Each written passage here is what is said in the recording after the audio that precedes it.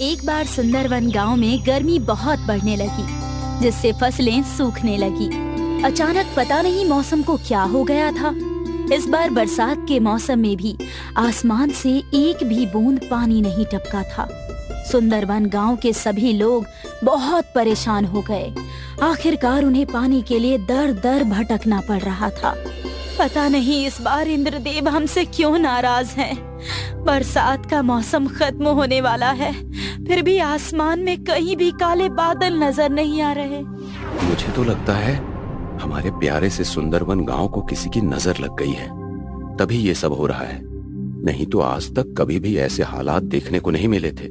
मैं तो जब भी सुंदरवन गांव का नाम लेती हूँ तो मुझे वो प्यारे प्यारे सुंदर फूल, मन को मोहने वाले नजारे याद आते हैं। राधिका आंखें बंद करती है और आज से 2 साल पहले के सुंदरवन गांव को याद करती है। सुंदरवन बहुत ही खूबसूरत लग रहा है। सूर्योदय के समय सूरज की पहली किरण पड़ते ही गांव में चमक सी उठती है। चारों तरफ हरियाली ही हरियाली है। पंछियां सुबह सुबह चहक रही है और भोजन की तलाश में आसमान में निकल पड़ी है। महिलाएं कुएं से पानी भरकर आ रही हैं। किसान अपने बैलों को लेकर खेतों की तरफ बढ़ रहे हैं।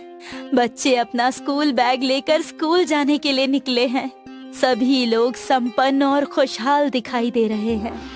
राधिका एक सुनहरे सपने की तरह सबको याद कर रही थी कि तभी वीरेंद्र उसे सपने से जगाता है। अरे कहाँ खो गई? आजकल खुली आंखों से भी सपने देखने लगी हो क्या? सपना नहीं देख रही थी, आज से 2 साल पहले के सुंदरवन को याद कर रही थी।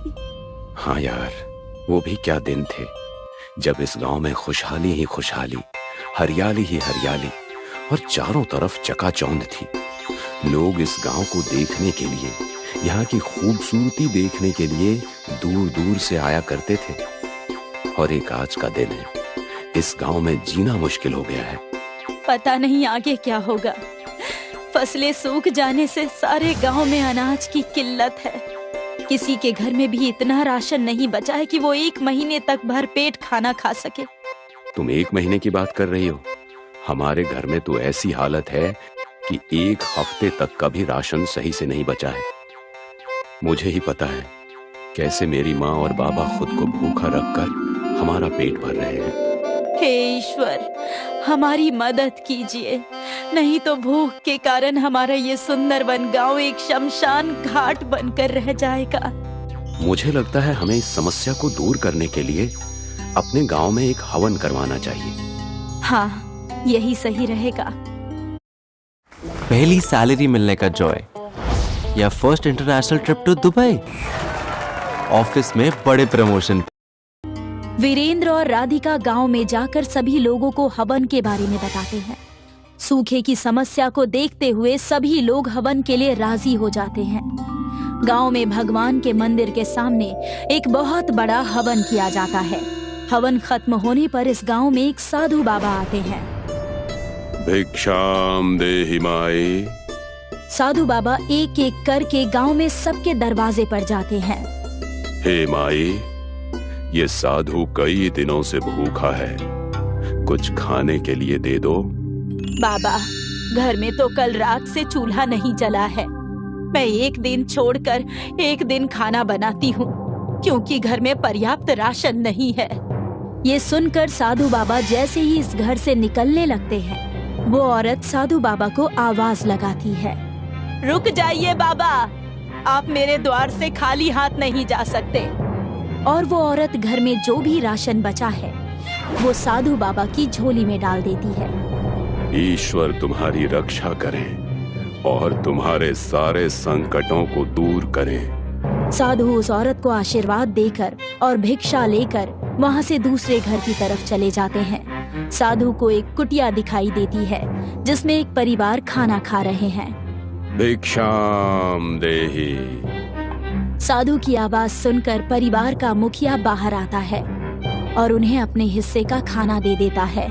साधु उस मुखिया के हिस्से की 1 रोटी खाते हैं, पर उससे साधु का पेट नहीं भरता। साधु के चेहरे पर असंतुष्टि के भाव देखकर परिवार का मुखिया अंदर जाता है और अपनी बीवी का खाना लाकर भी साधु बाबा को दे देता है। साधु बाबा ये एक रोटी और खा लेते हैं, पर इससे भी उनका पेट नहीं भरता।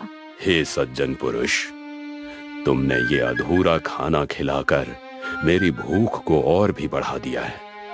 ये लीजिए बाबा, आप मेरा भी खाना खा लीजिए। ये लीजिए साधु बाबा, आप मेरे हिस्से का भी खाना खा लीजिए और अपनी भूख मिटाइए। साधु बाबा ये सारा खाना खाते हैं और इस परिवार की सेवा भक्ति को देखकर इन्हें आशीर्वाद देते हैं। हे सज्जन पुरुष, मैं तुम्हारी सेवा और दान प्रवृत्ति देखकर बहुत खुश और चकित रह गया हूँ। तुमने और तुम्हारे परिवार ने खुद को भूखा रखकर आज मेरा पेट भरा है। ईश्वर तुम्हारी रक्षा करें, तुम्हारे सभी कष्टों को दूर करें। साधु बाबा इनको आशीर्वाद देकर अगले घर के दरवाजे की तरफ बढ़ते हैं। ऐसा करते करते साधु बाबा पूरे सुंदरवन गांव में घूमते हैं और भिक्षा मांगते हैं। देखते ही देखते शाम हो जाती है और साधु बाबा इस गांव से चले जाते हैं। गांव के सभी लोगों के पास जो भी कुछ था, उन्होंने सब कुछ साधु बाबा को दान कर दिया था। अब किसी के पास भी अगले दिन खाने के लिए एक दाना भी राशन का नहीं बचा था। पर जैसे ही सुबह होती है और सूरज निकलता है, तो सुंदरवन गांव के नजारे को देखकर सभी लोग चकित हो जाते हैं, क्योंकि गांव के एक तरफ से पानी की नदी और दूसरी तरफ से चावल की नदी बहने लगती है। हाँ, ये तो सचमुच ईश्वर की कृपा हो गई इस गांव पर। सभी गांव वालों ने एक नदी से पानी और दूसरी नदी से चावल लिए और गांव में एक बहुत बड़ी दावत रखी गई। एक समय की बात है, पर्वतपुर गांव की, जहां लोग अपने गांव के बाहर नहीं निकलते थे। क्या बात है पिंटू और मोनू, आज यहाँ कैसे आना हुआ? प्रधान जी, दरअसल बात यह है कि हमें गांव से बाहर जाना था, बस आपकी आज्ञा लेने आए थे। नहीं नहीं, कोई मना ही नहीं है, पर असल में रेगिस्तान में कोई जाना नहीं चाहता। वैसे तुम दोनों वहाँ क्यों जाना चाहते हो? हमें तो लगा कि गांव से बाहर जाने पर प्रतिबंध लगा है। हम तो बस देखना चाहते थे कि ये गांव के बाहर का रेगिस्तान कैसा है और सिर्फ हमारा गांव ही रेगिस्तान जैसा क्यों है। हाँ प्रधान जी, और गांव में पानी की वजह से इतनी दिक्कतें हैं, वर्षा होती ही नहीं, बस उस बड़ी झील की वजह से हम यहाँ बसे हुए हैं। हाँ तुम सही कह रहे हो, बस ये झील ही एकमात्र कारण है कि अब तक इस पर्वत पर पूरा गांव टिका है, वरना यहाँ भी एक रेगिस्तान होता। लेकिन दिक्कतें तो अब भी हैं प्रधान जी, ये झील कोई स्थायी उपाय नहीं है। हम सोच रहे थे कि बाहर जाकर देखें, शायद कुछ समझ में आए हमारे और हम गांव की मदद कर पाएं। सोच तो बहुत बढ़िया है, ठीक है तुम दोनों जाओ, पर अपना ध्यान रखना। प्रधान से आशीर्वाद लेकर दोनों वहाँ से निकल पड़े। धन्यवाद मोनू, अपने साथ लाने के लिए। मुझे भी इस गांव के लिए कुछ करना है और तुमने मुझे भी प्रयास करने का एक मौका दिया। अरे इसमें मैंने कुछ नहीं किया, बस कुछ करने की चाह होनी चाहिए। फिर हमारा साथ ना भी होता तब भी तुम इस यात्रा पर निकल ही जाते। चलो अब हम चलते हैं पानी की तलाश में ऐसी जगह जहां हम गांव वालों को ले जा सके। तीनों रेगिस्तान में निकल पड़ते हैं और एक साथ कोई नई जगह ढूंढने लगते हैं। पूरा दिन ढूंढने के बाद उन लोगों को कुछ नहीं मिलता और रात हो जाती है। आज तो हाथ में बस ये रेत आई, कुछ ऐसा मिला ही नहीं जिससे गांव का भला हो सके। हाँ, क्या हमें यहाँ इस रेत में कुछ मिलेगा भी? आज का दिन बीता नहीं और तुम दोनों ने अभी से शिकायतें शुरू कर दी। पर जहाँ तक नजर जा रही है बस रेत ही रेत दिखती है। अभी तो बस एक दिन हुआ है, हमें और समय देना होगा, तब जाकर कुछ हाथ लगेगा। अगर इतनी जल्दी कोई उपाय मिल जाता तो गांव में इतनी दिक्कत होती ही क्यों? हाँ सही कह रहे हो, वो सब छोड़ो, लेकिन रेगिस्तान में रात के समय काफी ठंड लगती है। लगता ही नहीं है कि ये वही दोपहर वाला रेगिस्तान है। हाँ सही कहते हो, तुम्हारी बात सुनकर मुझ में एक नया उत्साह आ गया है मोनू। अब चलो सो जाते हैं और कल फिर अपनी खोज को आगे बढ़ाएंगे। तीनों लोग टेंट में चले जाते हैं। अगला दिन होता है और तपती धूप में फिर सफर शुरू होता है। अरे गोलू, पानी रखा तो है? हाँ पानी तो है, तुमने अभी कुछ देर पहले ही पानी पिया था ना, अब थोड़ा सब्र करो। हाँ पिंटू, थोड़ा रुक जाओ। हाय गर्मी, इतनी धूप है मानो पसीना भी सूख लेगा। तीनों धूप में चल रहे थे। तभी पिंटू, जो कि बहुत ही थका हुआ था, अचानक बहुत ही खुश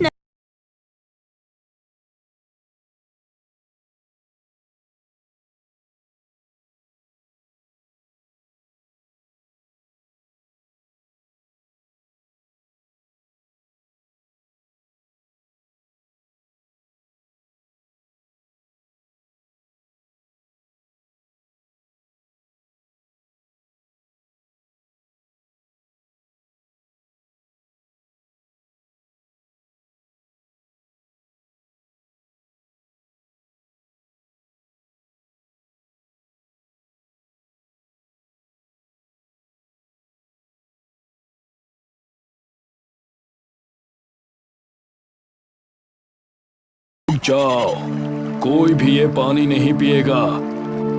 कौन बोला? मैंने बोला। इस झील और इन पेड़ों का मालिक नाम है जिन। अरे ये आवाज कहाँ से आ रही है? नीचे तो देखो। तीनों लोग नीचे की ओर नजर करते हैं और देखते हैं कि वहाँ एक जिन्न है, जो कि कद में बस उनके घुटने तक का ही है।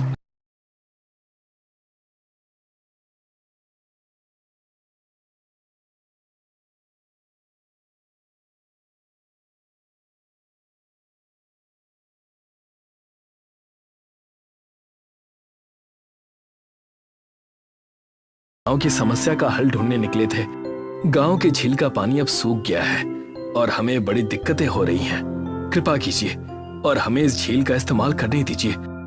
मन के साफ लगते हो, पर मैं ये झील तुम्हें नहीं दूंगा।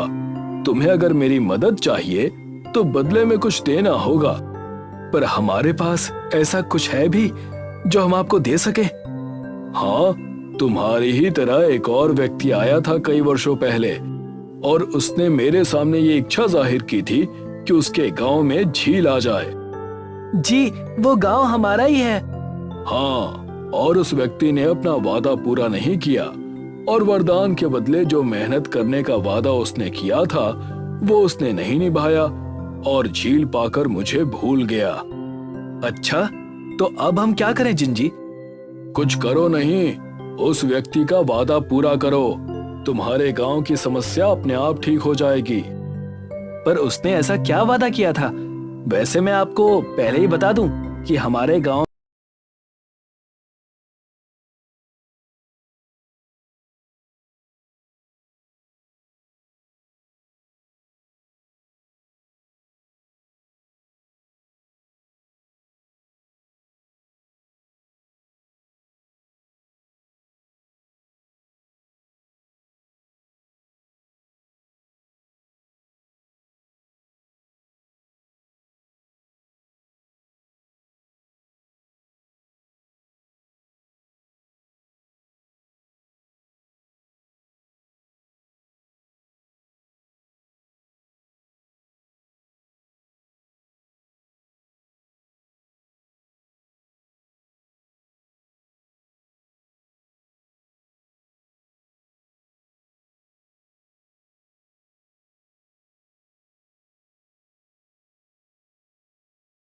तो ठीक है, पर परेशानी अब बहुत बढ़ जाएगी।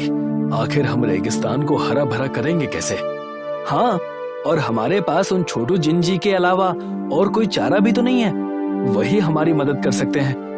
लगता है सब व्यर्थ हो गया। हमारे पास तो इतना पानी भी नहीं है कि हम पूरे गांव की खेती पहले की तरह कर पाए। तीनों निराश होकर अपने घर की तरफ निकल जाते हैं। कई दिन बीत जाते हैं पर कोई मार्ग नहीं निकलता। ऐसे में एक दिन तीनों प्रधान के घर जाते हैं और प्रधान को वो सारी बातें बताते हैं। तुम तीनों ने बहुत अच्छा काम किया जो ये बात मुझे बताई। इसका मार्ग मेरे पास है। कैसा मार्ग प्रधान जी? दरअसल कई पुश्तों से बीज की कुछ बोरियां हैं जो कि उसे दी जाती है जो इस गांव का प्रधान बनता है। पिछले प्रधान ने मुझसे कहा था कि ये बोरिया मैं संभाल कर रखूं।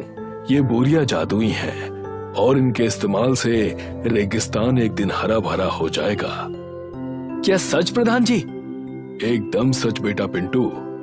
कहा जाता है कि जब ये गांव बसा था और ये झील हमें मिली थी, उसी समय इस बीज का इस्तेमाल करके इस रेगिस्तान को हरा भरा किया जाना था, पर गांव के लोगों ने उन्हें रोक दिया। वजह क्या थी ये तो मैं भी नहीं जानता। मोनू, ये जिंजी की बात तो सच निकली। चलो हम तीनों अभी इन बीजों को रेगिस्तान में बोना शुरू करते हैं। रुको, अगर इन्हें बोने से गांव का कुछ भला होगा तो मैं अन्य गांव वालों से भी तुम्हारी मदद करने के लिए कहता हूँ। अगर हमने कुछ दूर तक इन पेड़ों को बो दिया तो आगे का रेगिस्तान भी हरा भरा होने लगेगा।